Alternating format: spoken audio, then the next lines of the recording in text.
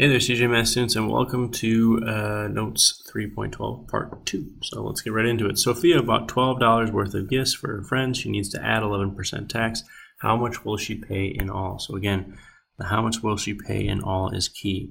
So to do it with the percent equation method, I know that she buys $12, so that's my whole. Or she buys gifts that are worth $12. I know I have my percent, 11%, and I don't know my part. So it's x over 12 is equal to 11 over 100. So 100 times x is 100x equals 11 times 12, 132. Divide by 100, and we get our answer of x equals 1.32. Now this is not our answer because this is how much the tax is. So how much she paid in all. You got to read the problem, right? So I got to add this onto, it's $12. It's not a discount, it's a tax. So plus $1.32.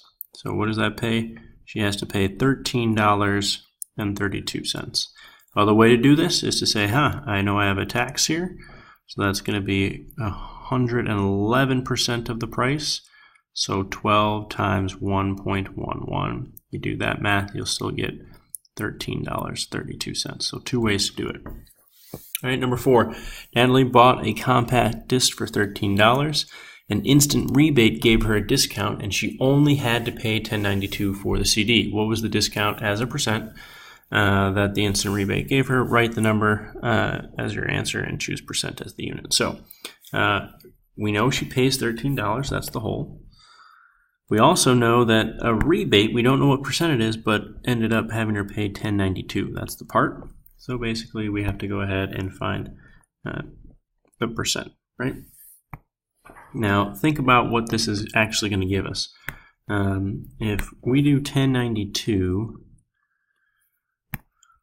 over 13 is equal to x over 100. Let's think about this problem for a second. We're going to get a pretty big percentage because almost 11 out of 13, that's pretty close to one whole, right? So our answer is not necessarily going to, what we get for x is not necessarily going to be our answer. So when we go ahead and cross multiply, we get 13x equals, and then we do 1092 times 100. That's 109.2. And then we divide by 13. And we get x is equal to, sorry guys, I made a mistake here. That's not, I put a decimal in the wrong place. So it's 1092, my fault. And divided by 13 gives us 84. So now think about that. That means 1092 is 84% of the price. So to see what the discount actually was, you actually have to say, wait, my discount wasn't 84%. I paid 84% of the price. My discount, right, this is figuring out the discount, just how much the discount was by itself, is 100 minus 84, and that gives us a discount of 16%. I didn't save $16, I just got 16% off the price, and that had to be $10.92. Kind of confusing, I know. Right. On a trip, James bought a ping pong racket for $35. With tax, he paid $43.40. What is the tax rate in percent? Again, I'm not going to try and figure out my entire chunk what I paid for. I'm just trying to figure out the tax rate. So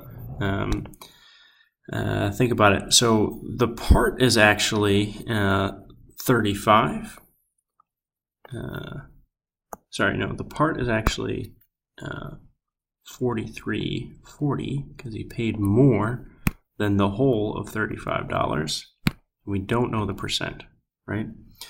Again, why is the bigger number the part this time? Because in tax we actually end up paying more. Okay, so we've got 43.40 over 35, which is x over 100. So 35x and equal to 4,340. Let's then divide by 35. That gets our answer as x is equal to 124%, but that's the entire tax rate if I did 35 times 1.24. So just think about it. If I have, normal I pay 100% of the price, and all of a sudden I'm paying 124% of the price, what's the tax rate? Well, it's any percentage over 100, so boom, my tax rate's right there. Sorry, let me kind of drew over the 2. My tax rate is 24%. 24%. All right, that is the end of part 2.